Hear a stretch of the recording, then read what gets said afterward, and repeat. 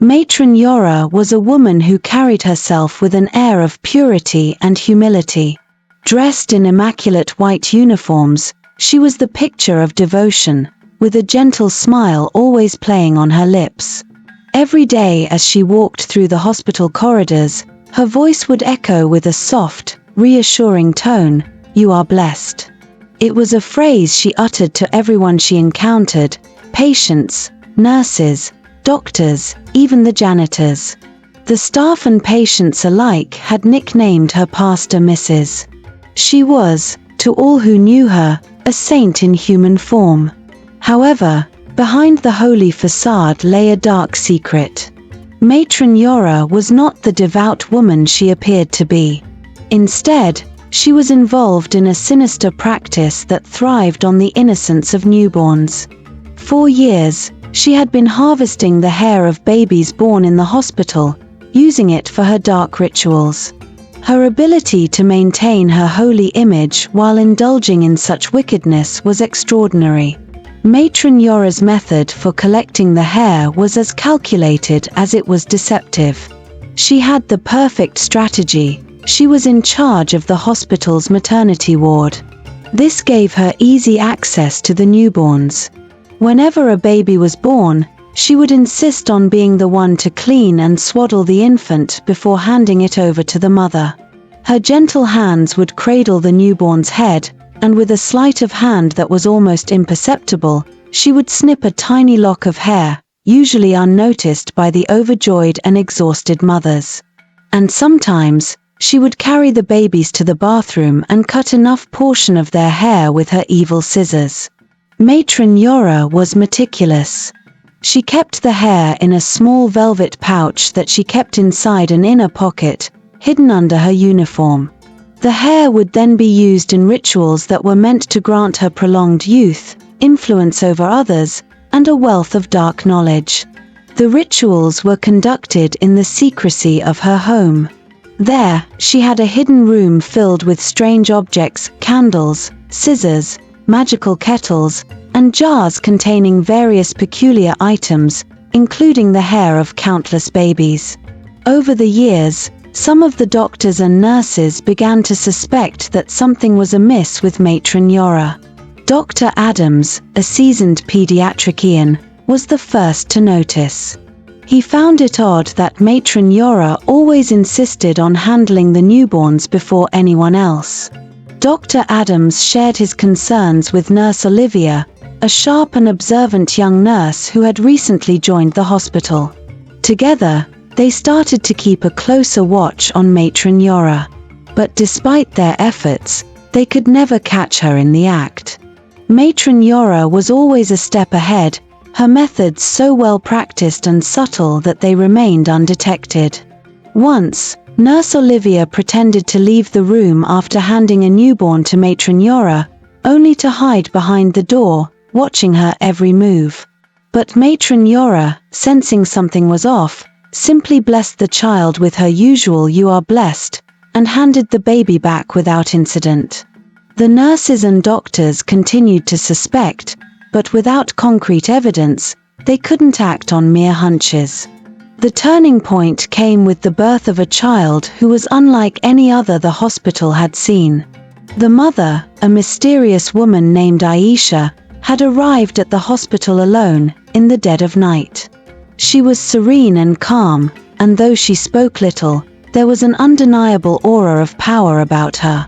The nurses noticed that she had no visitors, and no family to speak of, yet she seemed perfectly at ease. When Aisha's baby was born, the entire ward seemed to fall into an eerie silence. The child, a baby boy, was beautiful beyond words, with a full head of jet-black hair that seemed to shimmer under the hospital lights. There was something almost otherworldly about him, and Matron Yara, who had been watching the birth, felt an inexplicable urge to have the baby's hair. As usual, Matron Yara approached the mother with a soft smile. "You are blessed," she whispered, as she reached out to take the baby. But the moment her fingers touched the baby's head, she felt a jolt, as if an electric shock had run through her. She quickly withdrew her hand, masking her surprise with a nervous smile. Aisha, however, noticed the reaction. She looked into Matron Yara's eyes, and for the first time in her life, the matron felt exposed, as though the woman could see right through her. Aisha said nothing, but her gaze lingered on Matron Yara for a moment too long, leaving the older woman unnerved. Despite the strange encounter, Matron Yara's desire for the baby's hair grew stronger. She couldn't stop thinking about the power that seemed to radiate from the child, and she was convinced that his hair would be the most potent ingredient she had ever acquired. That night, Matron Yara waited until the hospital was quiet, and most of the staff had gone home. She made her way to the maternity ward, where the newborns and mothers were kept. The ward was dimly lit, and the only sound was the gentle breathing of the sleeping babies and their mothers sleeping close to them. She found the baby boy in his crib, his tiny chest rising and falling with each breath. She was glad that the mother was not with the child, and it seemed to be the perfect time for her. Matron Yara reached into her pocket and pulled out a small pair of silver scissors. She carried the baby and was about to snip a lock of the baby's hair when she heard a low and commanding voice, "Do not touch my child." Startled, she turned around to find Aisha standing behind her, her eyes glowing with a fierce intensity. Matron Yara realized that she had been caught, and panic surged through her. But before she could react, the baby, who had been sleeping peacefully, suddenly opened his eyes and let out a cry that echoed through the ward. The sound was not like any cry Matron Yara had ever heard. It was sharp, piercing, and filled with an overwhelming sense of dread. The other babies in the ward woke up and began to wail in unison, creating a cacophony that reverberated through the hospital. The sleeping mothers in the ward were also awake and were surprised at the scene before their eyes. Dr. Adams and Nurse Olivia, who were still on duty, rushed to the ward, drawn by the unsettling noise. When they burst into the room, they found Matron Yara standing frozen, her face drained of color, while Aisha stood calmly beside her, holding her baby protectively. "What's going on here?" Dr. Adams demanded, his eyes narrowing as he took in the scene. Matron Yara stammered, trying to come up with an explanation, but the words wouldn't come. She was trembling, her mind racing as she realized that there was no way out of this situation. "She was trying to take my child's hair," Aisha said softly, her voice cutting through the chaos. "What?" exclaimed the other mothers who were still seated on their beds. They quickly carried their babies and held them close to their chests. Dr. Adams and Nurse Olivia exchanged a glance. This was the moment they had been waiting for, but the reality of it was far more disturbing than they had imagined. Word spread quickly through the hospital, and by the time the sun rose, the entire staff knew what had happened. Matron Yara was brought before the hospital's board, where she was questioned relentlessly. But no matter how much she tried to deny it, the evidence was undeniable. The scissors in her hand, the baby's cry, Aisha's testimony, it was all too much to refute. The hospital board decided to take swift action.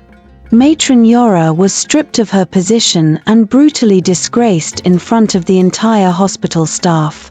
The once revered Pastor Mrs. was now a pariah, her dark secret exposed to all. As she was escorted out of the hospital by the police, the staff and patients who had once admired her looked on with a mixture of shock and disgust. Aisha, meanwhile, left the hospital with her baby, disappearing as mysteriously as she had arrived. No one knew where she went, but her presence had left an indelible mark on those who had witnessed the events of that fateful night. Some believed that Aisha was more than just a mother. She was a protector sent to expose the wicked and save the innocent. Others thought she might have been an avenging spirit, come to punish Matron Yara for her sins. In the days that followed, the hospital underwent a thorough investigation. The authorities searched Matron Yara's home and found the hidden room with the dark artifacts, confirming the extent of her malevolence. The discovery shocked the community, and this made the community not patronize the hospital again. It took great pains to reassure the public that such evil would never be allowed to take root again. The hospital eventually recovered from the scandal, but the memory of Matron Yara and her dark deeds lingered in the halls, a cautionary tale for all who worked there. As the seasons changed and new faces came to work at the hospital, the memory of Matron Yara faded into a ghost story. Yet, the lesson of her fall remained clear to all. As for Matron Yara, she was charged with multiple counts of child endangerment and ritualistic practices. Her trial became a spectacle, with the media dubbing her the Wicked Matron. But for those who had known her, the real horror was in the betrayal of trust, the knowledge that the woman they had considered a saint had been hiding such darkness all along. Moral lessons. The story of Matron Yara serves as a chilling reminder that evil can wear a mask of holiness and that sometimes, the most dangerous people are those who hide behind the guise of righteousness. Hello, thanks for watching. If you enjoyed the story, kindly give it a big thumbs up. And do not forget to subscribe if you have not subscribed. And remember to hit the notification bell so you don't miss any of our amazing stories. Also, if you enjoy it, share it. Do not enjoy it alone and leave a comment. Until next time, bye.